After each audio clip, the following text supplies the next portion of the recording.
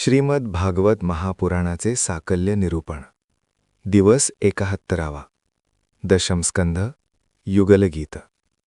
श्री शुक म्हणाले, कृष्ण जेव्हा वनात गोचारणासाठी जात तेव्हा गोपी त्याचेच रूप आठवून एकमेकींना सांगत की सखे, कृष्ण जेव्हा त्याची मान किंचित झुकवून मुरली ओठाशी धरतो आणि त्यात फुंकर घालून कर्णमधुर छेडतात तेव्हा ती तात ऐकून आकाशात भ्रमण करणाऱ्या सिद्धांच्या पत्नीही भान विसरतात आणि बेभान होतात.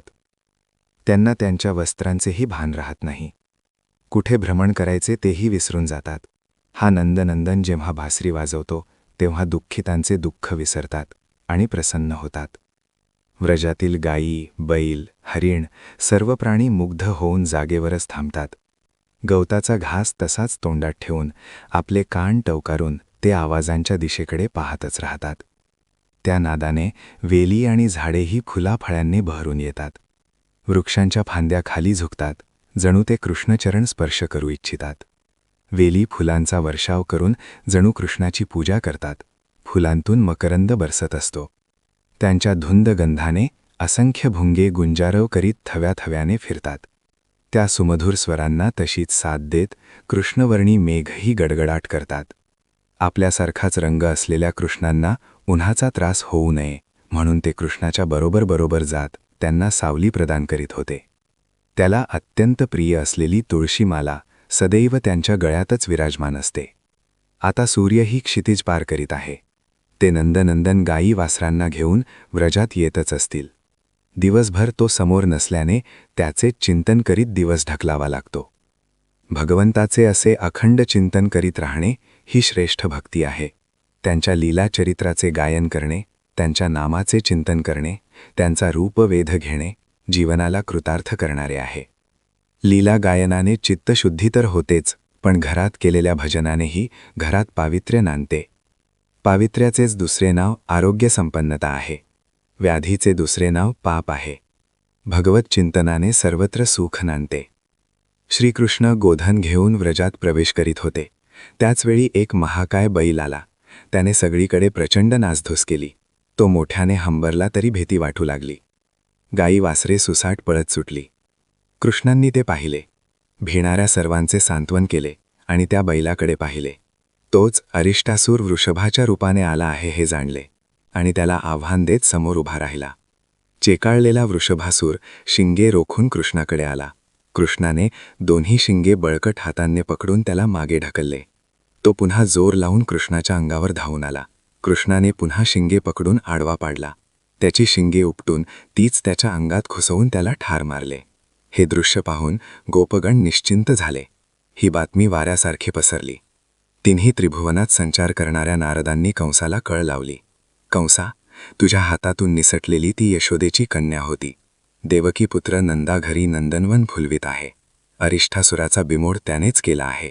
हे ऐकताच कंस क्रोधाविष्ट झाले. त्याने केशी नावाच्या दैत्याला बोलावले.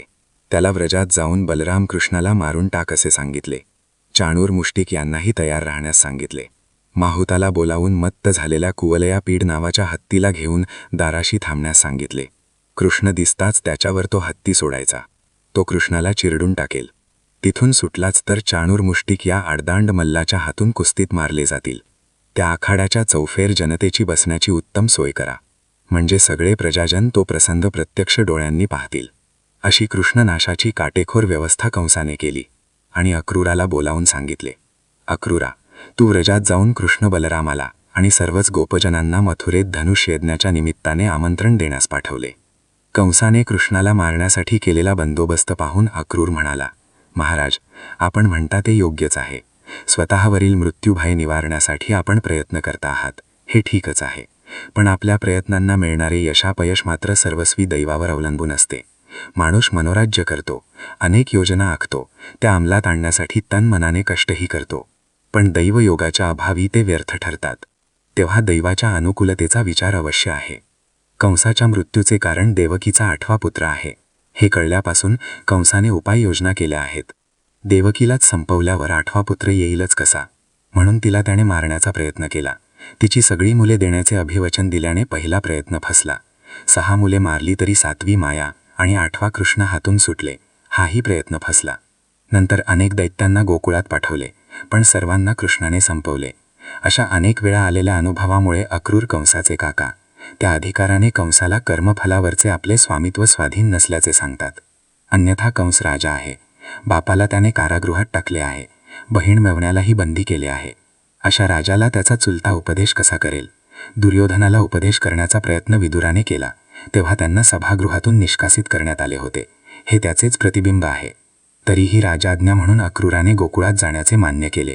कंस आपल्या महालात आणि अक्रूर आपल्या घरी गेला. इकडे आधीच केशी आणि व्योमासुराला गोकुळात पाठवले होते. तो एका मोठ्या घोड्याचे रूप घेऊन खिंदळत निघाला. त्याच्या प्रचंड वेगाने धरणी कंपायमान होऊ लागली. त्याच्या खिंकाळण्याच्या आवाजाने प्रलय झाल्यासारखा गडगडाट होऊन सगळे गोपजन भीतीने थरथर कापू लागले.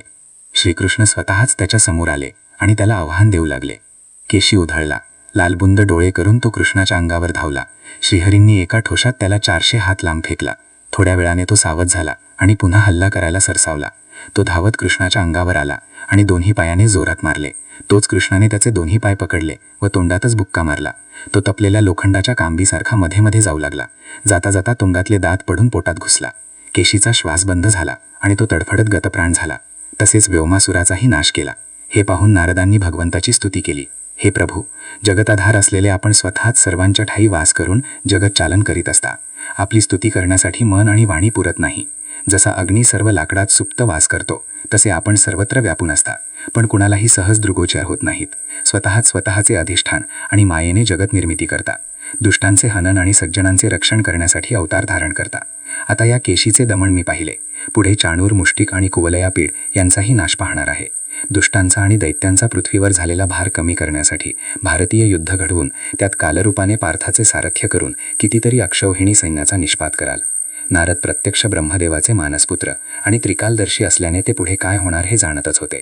श्री भगवान कालनियंतेच आहेत, त्यामुळे त्यांनी सगळ्याच घटनांची, कालाची आणि होणाऱ्या परिणामांची आधीच व्यवस्था केलेली आहे. जगन्नियंता किंवा कालनियंता म्हणण्याचे हेच तर कारण आहे.